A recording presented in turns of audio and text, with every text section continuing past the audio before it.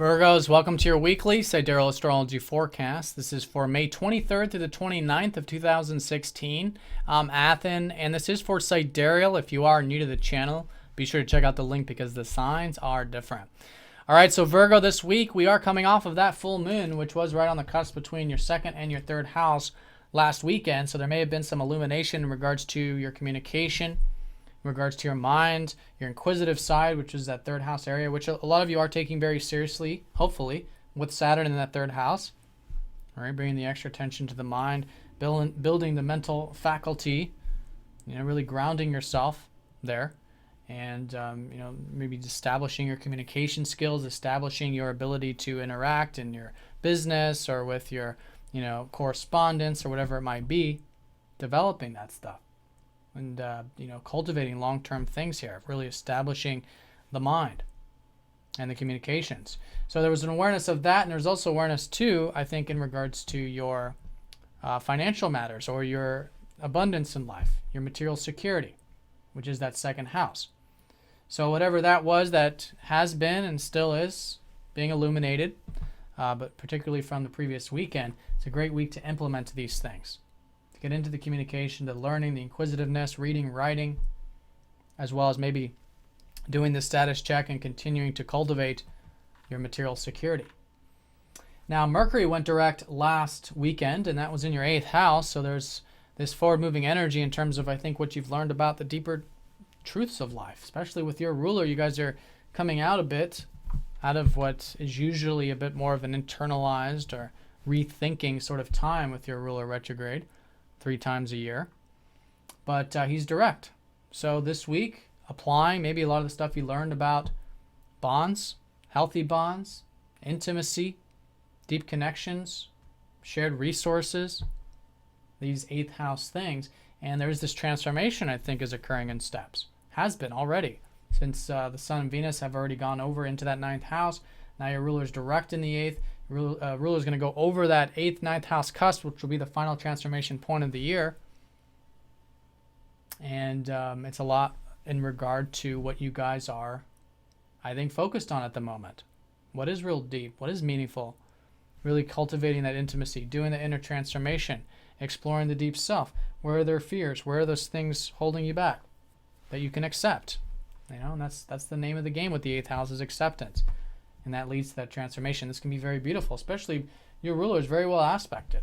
This grand trine here with Pluto and Jupiter in these water houses. Very supportive, watery time. And I think a good pivot point with that is through the transformation, through the acceptance of the deeper aspects of self. So anyways, that's a big energy because, again, it's your ruler, but he's direct this week, which is the big takeaway from this in terms of applying now a lot of what you've learned, I think, these past few weeks regarding intimacy, deeper connections, and perhaps transformation. And maybe even in regards to your career, since Mercury does rule your 10th as well. Now, that full moon was conjoining up to Mars, so there may have been some illumination, too, about not only the deeper stuff, but, again, the communication and things. And Mars is actually going to be going into your 2nd house up and through June. So it's a good time, and you'll probably feel this shift around Tuesday, Wednesday time. More of the shifts to maybe rework and redo some of the financial or material sides of things and see what really motivates you here in life in terms of what you value and in terms of the material stuff. So there's a lot to be learned about your motivation, your independence here, your self-reliance for about the next month or so. And this week is a shift with that. All right, and I think it's good to do that reflection and maybe rework that area in your life. Anything that you consider either your material security or your values. So this Mars retrograde is going to be opposing up to Venus here early in the week, Tuesday, Wednesday time. So this is particularly about balance and synergizing and combining the masculine feminine side, because you got a lot of this masculine direct energy here where it was, I think, in your communications or with your mind, but is shifting this week into your values and your material security. And that's the masculine side. But you have this Venus energy, the receptive feminine side, conjoining up to the Sun in your 9th. So this is that you guys can be really enjoying, I think, maybe the adventurous spirits of life, if that's the case, if it's more external. So just connecting with nature or Maybe some of you doing some traveling or thinking about traveling. But internally, generally thinking about life, maybe about spirituality or philosophy, and about possibilities. So the balancing point here is particularly, I think, with the mental side of things, which is the third house, because Mars also rules that third house, suggesting that there is this importance of having balance with the practical, mental, but also the possible. Practical with the possible. And with Mars in your second house too, balancing any extremes if it does come up, if it feels like that, or if you're aware of anything in regards to extremes with your values, with your desires, with your drives. Again, it's a good time to be putting energy into it, but with balance, especially with the retrograde. And vice versa. You want to keep everything nice and balanced with the life path stuff, with the philosophy, with what's possible, right? And in that way, it combines the two, and it makes those possibilities much more, I guess, grounded, and it makes your material life much more grounded, and your communications and mind much more so as well. So that's the opposition. And then on Thursday, we do have Jupiter squaring up to Saturn, which is going to go exact this week. And this has been ongoing last week, and it's going to take us into June. Very important aspect here, which is about slow and steady expansion. And for you, I think it's particularly about your spiritual life, because you've had Jupiter in your 12th house really helping you develop yourself spiritually. Maybe get that alone time, that meditative time, which is where a lot of possibilities are. You're seeing luck here when it comes to having more peace in your life and tranquility, which all comes from that acceptance. But Saturn's over here saying in time, with patience, these things do take time.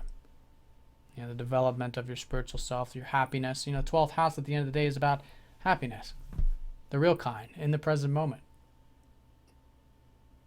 But it does come in time. It does come with discipline. And it does come with disciplining the mind, which is that Saturn in the third, being aware of it.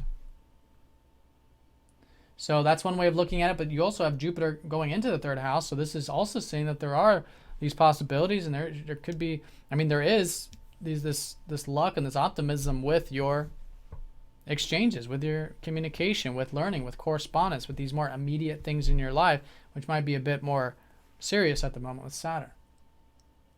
And there's a lot to learn. So that's the square energy. Can be very constructive. Can really be implementing this grounded approach to your spirituality and this more expansive approach to what you say, your communication, and how you think. And it's being developed. And it has been being developed since August of last year. So now it's the final culmination of a lot of this. All right, so that's the week, and I think the strongest energy is going to be the fact that your ruler is direct, still in this grand trine formation. So applying a lot of the things you've learned about what's important to you in life, about intimacy, these matters. Still great to be focused on the expansive things, the philosophical, the open-minded stuff, while still balancing that with the practical in the balanced way. And shifting that direction in terms of perhaps starting to gain that motivation and energy, and to learn more about what motivates you with your finances, with the material enjoyments of life. What are those values? That's a good area to reflect on up and through June. All right, so Virgos, have a fantastic week. Thanks for watching, and I'll see you all next week.